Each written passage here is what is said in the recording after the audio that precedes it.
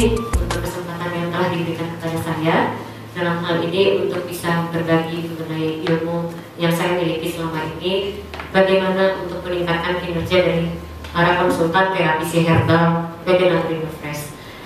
Jujur saja, dengan adanya perkembangan demi perkembangan di dunia kesehatan, tentu menjadi tantangan terbesar dari kita adalah memiliki SDM ataupun konsultan terapi herbal yang mengerti dan memahami apa yang menjadi tugas dan tanggung jawabnya di dalam berkontribusi di dalam memberikan pengarahan dan juga analisa diagnosa terhadap tubuh pasien. Apa yang terjadi dengan tubuh pasien itu yang harus mereka mengerti, sehingga dengan heterogennya konsultan terapi herbal kita dapat kami pahami kendala-kendala di lapangan tentulah banyak, manakala tidak kita bisa memahami apa yang terjadi di dalam tubuh pasien kita tersebut, sehingga peresepan ataupun rencana terapi kita tidak akan berjalan dengan baik. Untuk itu hari ini kita mari bersama-sama kita belajar bagaimana mengenal apa yang terjadi di dalam tubuh manusia, sehingga kita bisa menjelaskan dengan nalar dan juga diterima oleh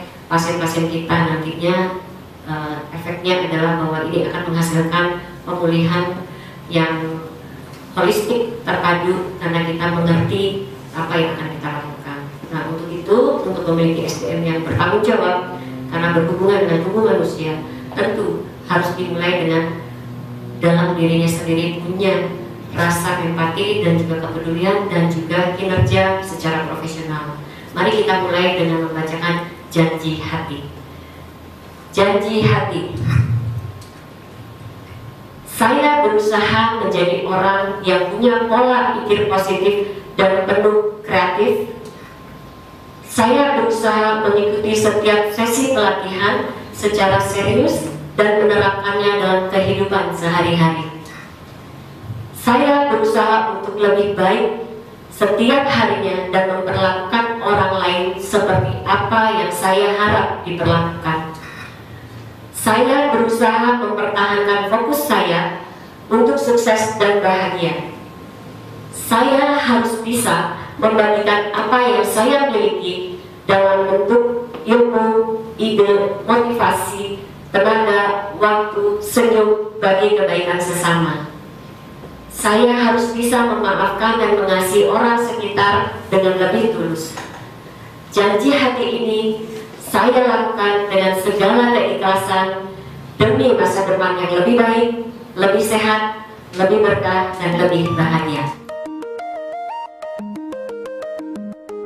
Berikutnya kita akan mempelajari metodologi mengenai peresepan. Tentu untuk mencapai endingnya bahwa kita akan memberikan resep apa akan dimulai dengan pemahaman bagaimana terjadi setiap gejala atau kendala di tubuh seseorang, itu diawali oleh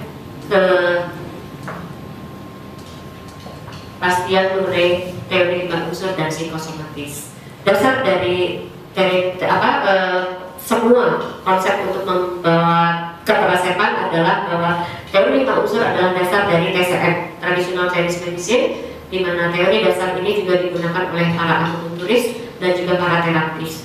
Jadi untuk mengenali bagaimana tubuh manusia ini dengan segala kendala penyakitnya, kita akan mengambil teori 5 unsur. Masih ada lagi berbagai macam hal yang sebenarnya bisa kita pelajari. Tapi untuk hal ini, untuk menjadi terapis di Naturindo, cukup dengan teori 5 unsur dan psikosomatis, kemudian cara pemeriksaan dan analisa diagnosa, kemudian kita akan melihat terakhirnya adalah persiapan herbal Naturindo. Teori pergerakan 5 unsur. Teori ini sebenarnya sudah dari zaman dulu, dalam sejarahnya ribuan tahun, 3000 sampai 4000 tahun yang lalu, sudah diyakini memiliki dampak yang sangat baik terhadap pengembangan dari dunia kesehatan secara tradisional. Kenapa? Karena zaman dulu tidak ada alat-alat canggih, tidak ada hal-hal yang berbau teknologi pada zaman dulu. Tapi kearifan kuno inilah yang membuat kenapa sampai sekarang masih bisa kita gunakan untuk mendiagnosa ataupun menganalisa diagnosa kejadian di dalam tubuh dan tidak ketinggalan zaman. Sehingga kita yang ada di ranah terapis itu bisa menggunakan teori ini untuk bisa menyimpulkan apa yang terjadi di dalam tubuh pasien-pasien tersebut. Pada saat kita di medis pun tidak ketinggalan, karena apa? Di dalam penjelasan teori 5 unsur itu menyangkut alam semesta, tubuh manusia, dan emosinya nyatu. Ya, jadi semua satu kesatuan utuh, bulat, sehingga itulah yang membawa kesembuhan. Teori ini mengkaitkan antara alam semesta, tubuh, organ, emosi, rasa, dan indera manusia merupakan satu kesatuan yang saling memberikan dampak untuk mencapai keseimbangan. Jadi yang disebut sakit sebenarnya di dunia TCM adalah manakala tidak seimbang di dalam tubuhnya. Dan yang kita berbicara di teori 5 unsur adalah sebenarnya energi vital tubuh kita sendiri, yang dimana inilah yang membuat kita bisa tetap berdiri, kita punya semangat yang tidak bisa ditangkap oleh alat canggih, tapi bisa dilihat manifestasinya di dalam tubuh atau tanda-tandanya di dalam tubuh orang tersebut. Kategori 5 unsur ini mencakup kayu, api, tanah, logam, dan air atau disingkat Katla. Kelima unsur ini adalah unsur yang mempunyai hubungan yang baik itu normal maupun abnormal. Nah, kita lihat di sini bahwa hubungan yang normal itu adalah hubungan ibu dan anak. Nanti kita akan pelajari secara kelima unsurnya dengan menggunakan whiteboard ini nanti ya. Hubungan yang normal itu adalah saling menghidupkan dan saling membatasi. Hubungan yang tidak normalnya itu adalah bisa menghina atau menindas. Nah, seperti contoh yang 5 unsur ini. Jadi yang tadi disebut atau dikatakan hubungan yang normal, hubungan ibu anak adalah dimulai dari unsur kayu. Kenapa unsur kayu menjadi cikal bakal? Kita ingat sebagai pohon, dari bibit tumbuh dari ya kayu, kemudian dia akan berimbun, dia kan mempunyai daun dan sebagainya. Nah, sifat dari unsur kayu inilah yang kita akan lihat bahwa dia menjadi ibu dari unsur api. Hubungan ibu anak yang menghidupi adalah yang di luar, yang ini adalah menghidupi. Jadi kayu adalah ibu dari api, api adalah ibu dari tanah, tanah adalah ibu dari logam, logam adalah ibu dari air, air adalah ibu dari kayu. Jadi semua yang namanya normal itu adalah satu kesatuan utuh, bulat, tidak bisa dipecahkan satu sama lain, saling berhubungan satu sama lain. Nah, ini yang disebut hubungan saling menghidupi. Berikutnya yang normal adalah hubungan saling membatasi. Masih hubungan yang normal. Misal, anak macam-macam.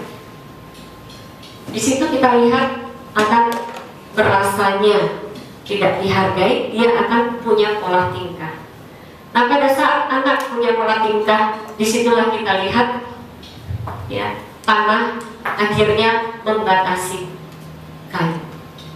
Jadi hubungan yang satu sama lain ini saling membatasi, itulah yang membuat masih dalam koridor normal. Wajar dong ibu mengingatkan anak, betul nggak?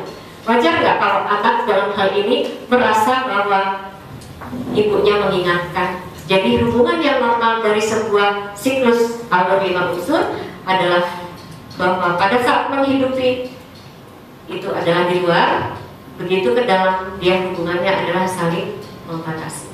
Jadi anak yang macam-macam akan dibatasi oleh ibunya. Begitu juga dengan tanah, dia akan membatasi air, air akan membatasi api, api akan membatasi logam, logam akan membatasi kayu. Ini adalah hubungan yang normal, yang seimbang, yang membuat seluruh unsur bisa bekerja sama dengan baik, seperti layaknya kita satu sama lain, antar cabang, antara pusat dengan cabang, cabang dengan KTH-nya. Ini adalah satu kesatuan. Jadi satu mata rantai yang saling menghidupi dan juga membatasi. Nah, berikutnya kalau sudah disebut abnormal, tadi kan ada dalam kalimat yang abnormal. Disitulah mulai ada hubungan yang disebut ke arah patologis atau yang keluar dari koridor normal, sudah mulai tidak seimbang. Di situ mulai terjadi bahwa tanah yang semula dibatasi oleh kayu, dia marah, ya kan? Akhirnya dia bisa menghina, balik lagi ke kayu. Kayu yang merasa tidak suka bisa lagi menindas. Jadi saling memberi dampak negatif. Nah, hubungan yang selalu di dalam menghina dan menindas itu adalah hubungan yang di dalam. Nah, kalau kita lihat secara keseluruhan dalam hal konteks 5 unsur yang normal ini dan juga abnormal, tentu di sini mulai kita bisa melihat dampaknya di dalam manifestasinya di dalam tubuh pasien, yaitu sudah mulai terasa. Satu, bisa saja di situ mulai masuk emosi, sisi emosi, karena masing-masing dari kayu, api, tanah, logam, dan air, hubungannya itu akan mengarah kepada yang disebut psikosomatis, atau yang disebut juga dengan penyakit yang karena pikiran, perasaan, atau emosinya mengenai ke fisik. Psiko artinya adalah pikiran dan perasaan, somatis artinya tubuh, tanda-tanda di tubuh tersebut. Jadi inilah yang menjadi dasar pemikiran kita. Kita lihat bersama kayu ya sebagai simbol bertumbuh. Di sini warnanya adalah hijau atau warna area wajah atau tubuh kehijauan. Kemudian sisi emosinya adalah jengkel atau marah.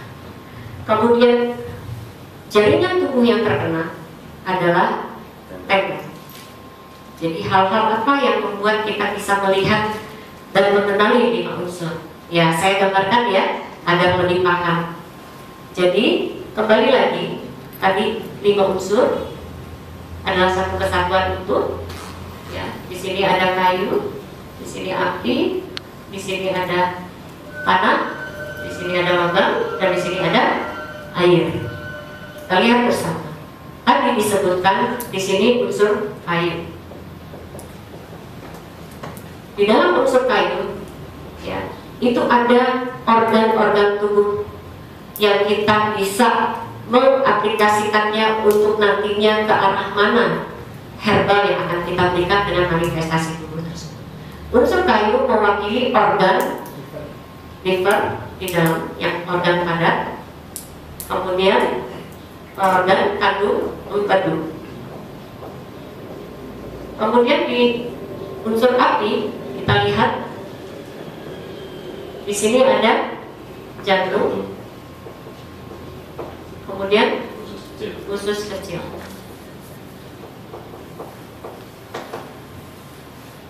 Kemudian tanah kita lihat ada limpa, kemudian lambung.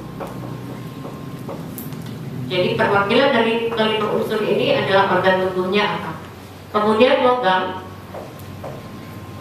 unsurnya apa? Paru yang padat. Kemudian usus besar.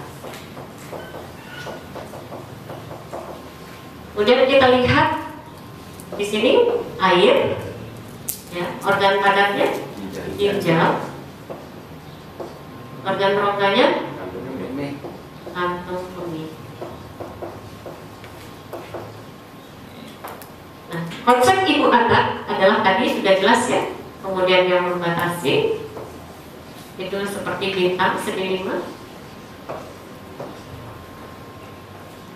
Nah, kalau Kalau ibunya bermasalah, anaknya bisa bermasalah? Bisa. Bisa. Ibu bermasalah, anak bisa bermasalah? Bisa. Sehingga hubungan satu sama lain untuk menjadi sebuah kendala penyakit bisa dilihat dari hubungan ibu anak yang saling menghidupi dan membatasi, bisa yang tadi menghilang. Nah, sekarang kita lihat unsur kayu, ya, itu untuk titik emosinya apa? Marah. Marah. Api emosinya gembira atau berlebihan. Kemudian tanah emosinya Berpikir. berpikir. Cinta Hidup. penyakit galau ya Kak. Itu. Nah kemudian ini paru emosinya sedih. Nangis. Yang ini air emosinya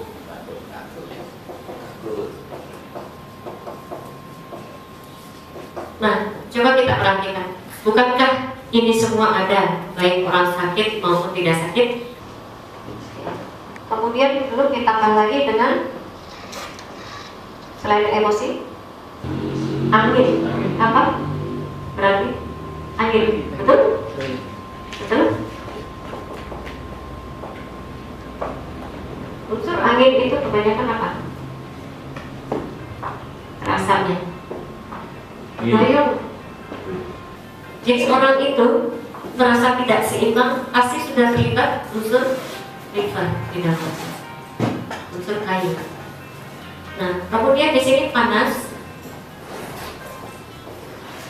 di sini lembab, di sini apa lagi? Kering ya. Sini dingin.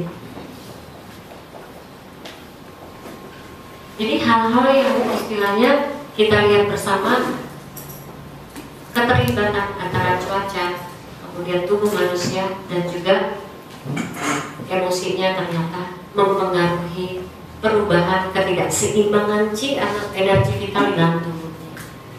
Ini yang kita sebut dengan teori pergerakan 5 unsur, dan di sini kita harus ngulik ya, berusaha terus untuk memahami kelima unsur ini. Masih banyak ya, nanti kita lihat. Nah, ya, kita lihat betul ya tadi yang saya bilang bahwa kita satu persatu kita lihat unsur kayu mewakili organ padat. Jadi di sini yang disebut organ padat adalah dia mampu menghasilkan sari-sari yang memberikan energi, yang menghasilkan energi. Jadi organ padat adalah hati, jantung, limpa, paru, dan ginjal. Harus ada organ sejodohnya. Organ padat disebut cang, organ berongga disebut fu. Ingat prinsipnya, berongga adalah yang menyalurkan. Kalau yang padat yang menghasilkan, yang berongga adalah yang menyalurkan, yang membawa ke seluruh tubuh. Jadi diolahnya dari makanan, dari udara yang dihirup, itu masuk ke padat-padat dulu, karena dikelola dulu. Kemudian baru disebarluaskan oleh organ berongga. Organ berongga di sini, organ sejodoh dari hati adalah kandung empedu. Tadi kita sudah belajar di sini. Kemudian dari organ unsur api, jantung, organ sejodohnya adalah usus kecil, limpa dan organ sejodohnya adalah lambung, paru, organ sejodohnya adalah usus besar, kemudian ginjal dengan kandung kemih. Jadi selalu akan ada berpasangan, sehingga dampaknya juga saling memberi dampak. Misal orang yang paru-parunya bermasalah atau misalkan sering batuk, sering flu, asma, kulitnya pasti jelek. Jadi itu bermasalah juga dengan faktor dari jaringan tubuhnya. Nah, BAB-nya juga, bola air besarnya juga tentu akan ada permasalahan karena organ sejodoh dengan usus besar. Paru juga mengeluarkan bukan, pembuangan juga bukan. Ya, paru pembuangan, usus besar pembuangan. Jadi di sini untuk yang namanya detoksifikasi atau pembuangan harus paru, kemudian juga usus besar, dan juga nanti pembuangan berikutnya yang paling akhir adalah ginjal yang harus bagus. gitu. Nah, kemudian kita lihat juga cairan-cairan tubuh yang gampang keluar air mata, itu berarti sudah ada ketidakseimbangan di unsur kayu atau liver. Yang gampang keringat, sudah mulai ada ketidakseimbangan di unsur api. Kemudian yang gampang keluar air liur atau keluar ingus atau kotoran telinga, itu semua mewakili dari kelima unsur yang tadi kita pelajari. Nah, kemudian tadi ya mengenai kesukaan. Kok tiba-tiba orang itu setiap apa yang dia makan terasa asam? Berarti sudah mulai ada keterlibatan dari ketidakseimbangan unsur kayu. Apa yang dia makan semua terasa pahit, berarti ada keterlibatan ketidakseimbangan unsur api. Jadi hal-hal yang mencetuskan ya dari 5 panca indera kita ini, rasa ataupun yang bisa kita tangkap dengan mata, dia akan memberikan manifestasi. Inilah hebatnya 5 unsur untuk membuat kita paham minimal. Ya, seperti tadi kita ketahui bersama bahwa yang kita pelajari mengenai 5 unsur itu bermula dari kayu. Sekarang kalau kita belajar mengenai psikosomatis, ya, pikiran, perasaan yang mengenai ke fisik kita, gejalanya apa, selalu cikal bakal dari awal adalah berpikir. Jadi di sebelah kanan dulu kita mulai dari lambung. Kenapa? Karena kita tahu bersama tidak mungkin kita manusia tidak berpikir dalam setiap hari. Nah, hanya berpikirnya seperti apakah yang bisa mengakibatkan dampak ke dalam tubuh atau fisiknya. Jadi yang pertama sekali adalah berpikir di mana itu melebihi dari kapasitas kita. Ada satu beban yang tiba-tiba atau beban yang melebihi dari kepribadian kita. Yang biasanya kita bisa atasi, ternyata tidak bisa kita atasi dengan berbagai hal. Ujung-ujungnya adalah pada saat kita merasa semua itu menumpuk menjadi satu kesatuan, akhirnya menjadi beban di dalam pikiran kita. Pada saat pertama kali terasa, di sini kita sudah mulai sebenarnya bibir kering, kemudian mulai otot pada saat bangun tidur pegal di daerah pundak, terasa kurang nyaman, tidak fresh pada saat bangun tidur. Itu sebenarnya sudah sinyal tubuh. Dan kalau diperhatikan kembali secara medis, sudah mulai masuk di tingkat stres. Nah, sebenarnya stres sendiri adalah ada sampai 6 tingkat seperti layaknya sekolah SD. Kelas 1 dia baru tidak merasa nyaman. Awal mula perubahannya adalah coba diperhatikan. 1, biasanya tidak seperti biasanya. Biasanya dia gembira jadi murung, atau yang tadinya murung jadi gembira. Pokoknya perubahan yang sangat drastis itu sudah mulai harusnya kita tangkap menjadi gejala awal, yaitu stres yang tahap 1. Nah, stres tahap 2, kalau ini tidak teratasi, dia tidak ngeh, tidak eling, tidak menyadari, masuk ke dalam tingkat stres yang berikutnya.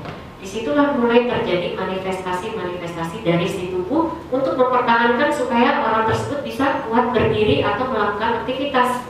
Perlawanan itu akhirnya membawa dampak ke dalam tubuhnya sendiri. Bisa juga akhirnya berujung pada pusing, nafsu makan berkurang, atau bahkan beberapa orang pelariannya justru makan berlebih. Nah, itulah yang disebut dengan berpikir, cinta dan rindu, yang dimana konteks emosi ini dimiliki oleh unsur tanah. Dan dalam hal ini kita lihat organ yang mewakili unsur tanah adalah limpa dan lambung. Nah, kalau masih di area lambung, biasanya sangat berhubungan erat dengan rasa asam lambung yang meningkat.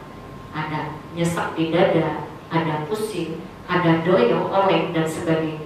Itu bahwa tubuh memberikan signal. Nah, kita sering salah kaprah, kita anggap itu penyakit. Padahal bisa jadi itu maksud dan tujuan tubuh mengingatkan sudah terjadi kelebihan beban dalam pikiran kita, tapi kita menganggap ini sakit, sehingga kita mencari pertolongannya dengan obat-obatan. Apa yang terjadi? Bukannya tuntas, malah kita hilang timbul, kemudian kita malah makin banyak terasanya. Kenapa? Karena sumber dari keluhan itu tidak teratasi, yaitu konflik di dalam batinnya. Nah, konflik itu membesar, makin membara manakala, ingat sekali lagi hukum yang 5 unsur.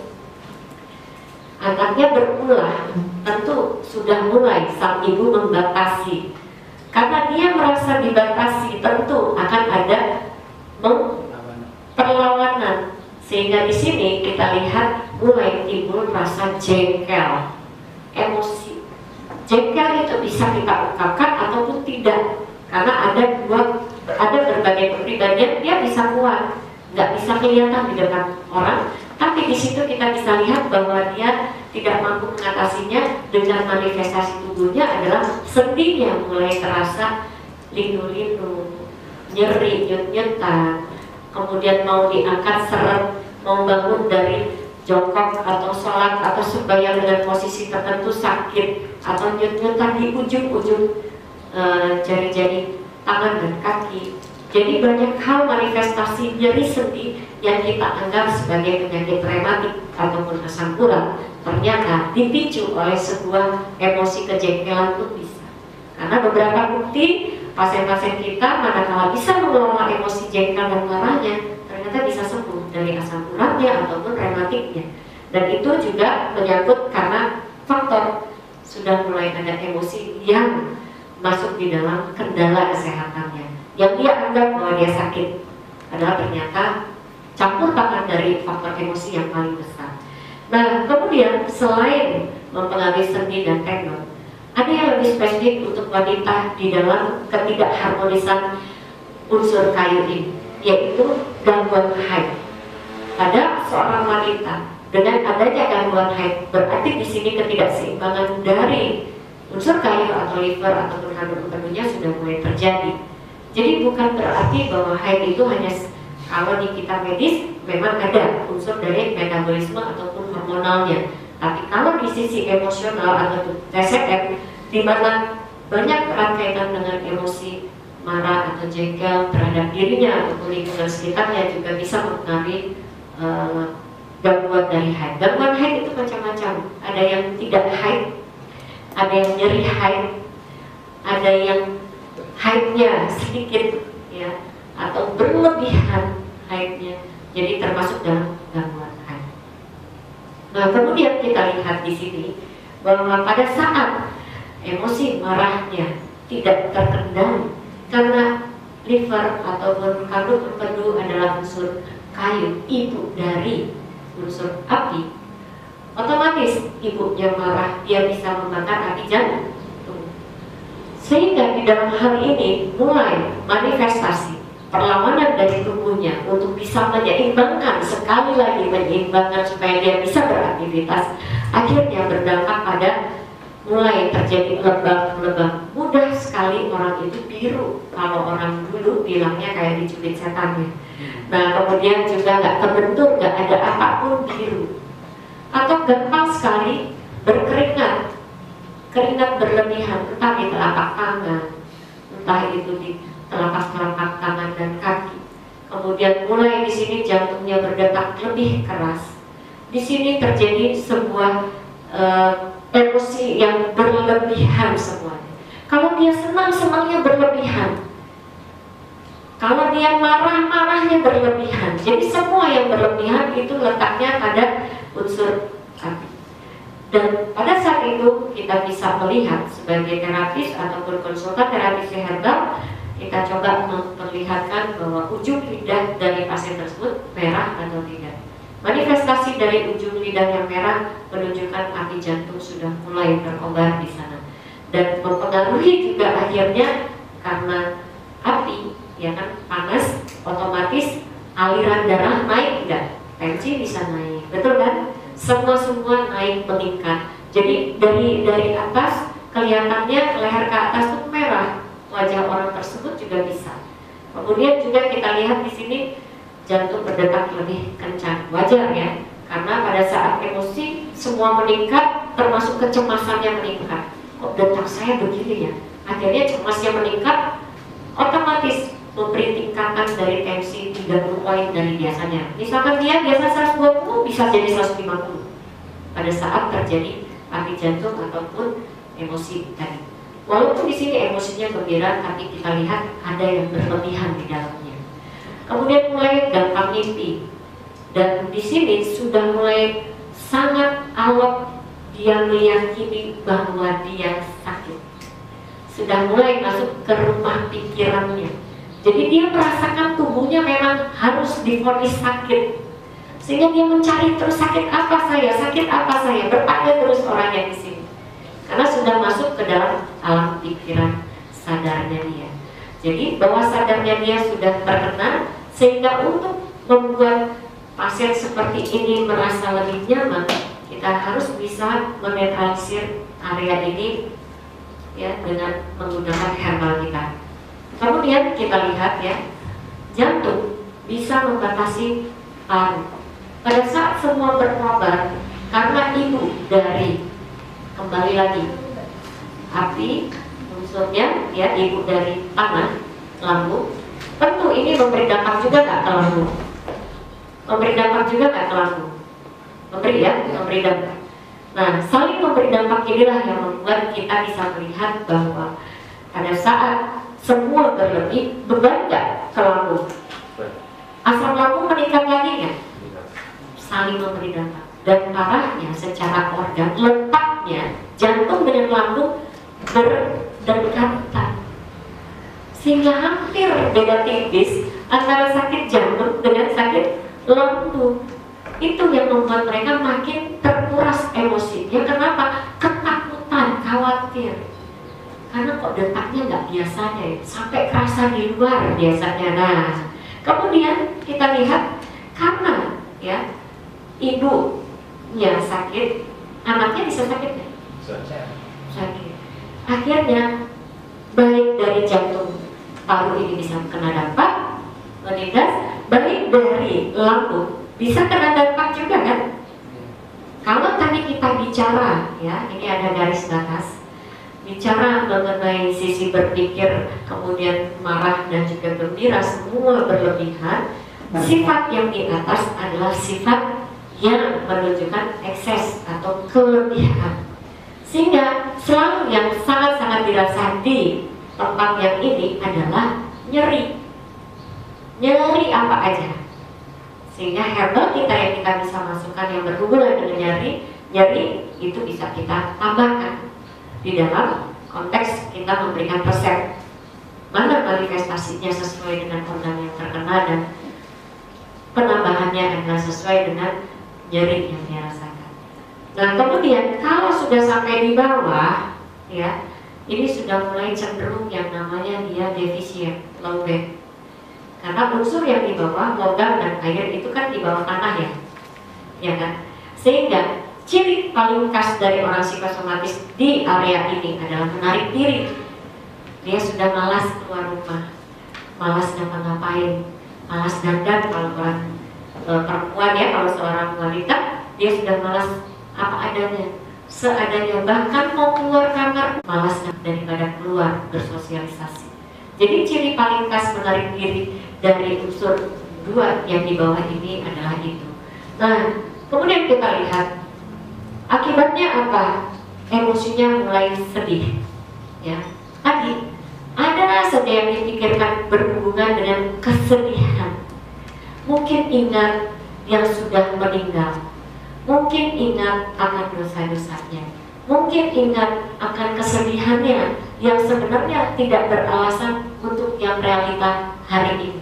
Sehingga hal-hal yang menyangkut sedih inilah yang menguras chi atau energinya, berdampak pada rasa di dalam tubuhnya, suara mulai berubah, sesak atau tidak lapang di dadanya, kemudian sudah mulai gampang batuk, kemudian flu.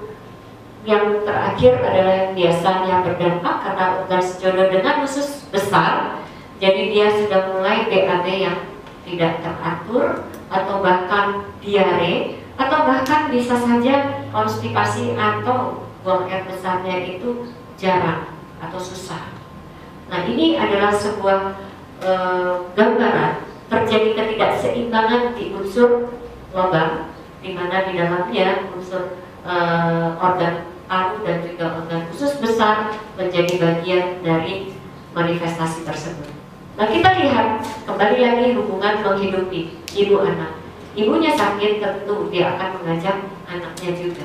Dampak dari itu adalah dia membuat ginjal atau kandung kemih merasa di sini tidak seimbang juga. Jadi di sini kita lihat mulai terjadi rambut rontok, wajah mulai kehitaman, khas sekali ya buat orang-orang yang cuci darah ya, yang mereka mendapatkan hemodialisa. Di situ kita lihat kehitaman ya area wajahnya. Kalau yang di paru putih biasanya ya. Kemudian telinga mudah berdenging. Nah, kalau telinga sudah mudah berdenging, ujung-ujungnya biasanya akan terjadi vertigo. Disitulah kenapa kita butuh kombinasi ya, dengan adanya telinga berdenging menjadi tanda bahwa ginjalnya mulai tidak seimbang. Kemudian kita lihat otak mudah lupa atau demensia. Kita ada juga herbalnya yang khusus untuk ke sana. Kemudian tulang kita lihat mulai terjadi osteoporosis. Jadi banyak sekali keluhan atau kendala osteoporosis itu di usia dini sekarang. Ternyata ujung-ujungnya kita lihat kebiasaan minum air putihnya yang kurang. Kemudian kebiasaan menguras ginjalnya juga terjadi. Itu dengan cara tadi, olahraga tapi tidak minum sesuai takaran orang olahraga. Biasanya olahragawan itu harus 3 liter sampai 4 liter untuk menggantikan cairan tubuh yang keluar bersama dengan keringat. Tapi apa yang terjadi? Minumnya hanya sedikit, sehingga terkuraslah ginjal. Akhirnya rambut yang mudah botak, ya kan? Kemudian kita lihat juga di sini, ya, rambut mudah rontok atau pitak, botak. Kemudian belum usianya ya, karena kadang-kadang ada juga yang seperti itu. Kemudian kita lihat sumsum tulang juga dipengaruhi oleh ketidakseimbangan Qi atau energi di ginjal. Itu kita lihat akan mempengaruhi ke arah anemia, thalassemia, penyakit-penyakit sel darah. Ya, kemudian kita lihat di sini untuk reproduksi juga dari ginjal mempengaruhi, yaitu untuk infertilitasnya. Jadi kesulitan untuk memiliki anak. Termasuk di dalamnya kita lihat juga ada beberapa kasus pada prianya itu mani encer atau tidak ada sama sekali spermanya, azoosperma dan sebagainya. Kemudian juga ada keputihan, dan kita tahu bersama organ sejodoh dan ginjal adalah kandung kemih. Kandung kemih adalah otak dari 3 pintu. Semua pintu-pintu pengeluaran itu dikuasai oleh kandung kemih, sehingga beser yang terjadi karena tidak seimbang energi di dalam organ ginjal dan kandung kemih. Secara keseluruhan kita lihat bersama bahwa dengan adanya psikosomatis sebenarnya, tapi beberapa orang menganggap bahwa ini adalah penyakit, sehingga dia mencari pertolongan di sana tuh menjadi frustasi, manakala tidak ada nilai-nilai yang mendukung untuk mendapatkan pengobatan, sehingga orang tersebut yang sudah terkena psikosomatis akhirnya mengeluarkan uang yang begitu besar dan banyak, dan akhirnya tidak mendapatkan apapun. Kenapa? Sebab karena tidak memahami benang merahnya, penyebab-penyebabnya ini bukan di ranah medis sebenarnya, tapi masih di ranah psikis, pikiran dan perasaannya yang bentrok terus di dalam dirinya. Nah, proses pendewasaan dirinya lah yang butuh kita giring sebagai KTH, memahami yang terjadi di dalam tubuhnya akan membuat dia bijak, menerima ketentuan bahwa sekarang ini sebenarnya bukan sakit, tapi signal tubuhnya untuk membuat dia mampu tegak berdiri dan melakukan segala aktivitas. Perlawanan tubuhnya inilah yang membuat dia memiliki gejala atau manifestasi. Jadi jauh sebelum jatuh sakit yang sebenarnya dengan kerusakan organ, kita memiliki herbal yang sangat luar biasa bisa mengatasi permasalahan ini. Dan yang sangat luar biasa, psikosomatis itu hampir sebagian besar dari mitra kita, konsumen kita maupun pasien-pasien kita itu terjadi.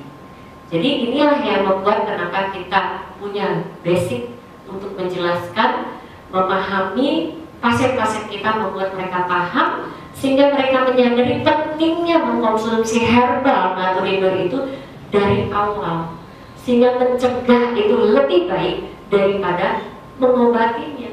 Akan jauh lebih besar pengeluaran mereka manakala mereka sudah rusak organnya. Dan alhamdulillah kita di Naturindo ini kita mesti bersyukur. Kenapa? Sebab karena core dari semua emosi-emosi ini bisa kita seimbangkan dengan herbal kita yang ada 55 unsurnya di dalam terapi kita, yaitu kalau terjadi ketidakseimbangan chi atau energi, kita berbicara di ranah energi vital ya, bahwa belum terjadi kerusakan yang parah sehingga terjadi vonis dokter, kita sudah bisa memberikan herbal kita. Alhamdulillah kan, bahwa di ranah preventif kita bisa, yaitu kalau sudah mulai terjadi ya psikosomatis, kalau diawali dengan berpikir asam lambung berlebih ya, kemudian pegal-pegal, kita bisa kasih apa herbalnya? Iya, Glucosamine ya, itu pilihan yang sangat-sangat luar biasa bisa kita awali.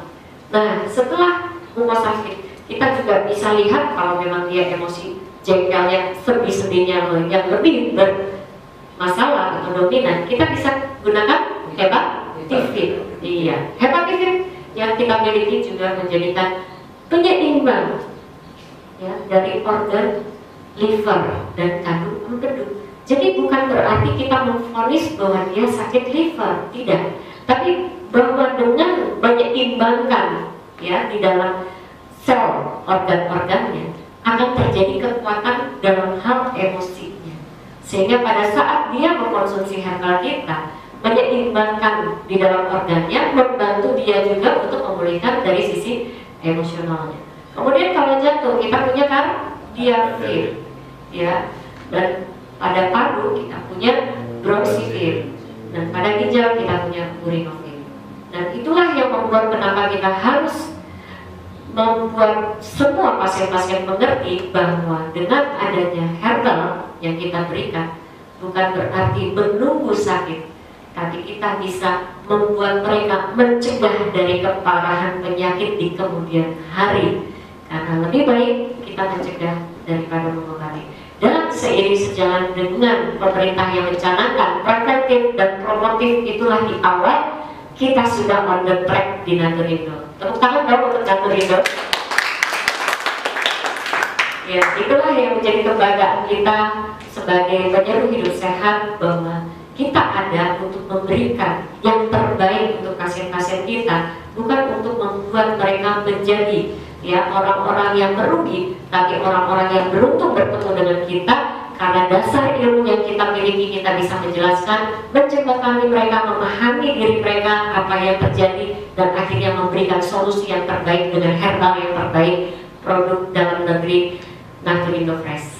Untuk itu mungkin dengan kita memahami ini, akan kita lanjutkan lagi dengan materi yang berikutnya, bahwa tentu ya harus kita gabungkan dengan apa yang menjadi dasar kita memberikan resep tersebut setelah punya gambaran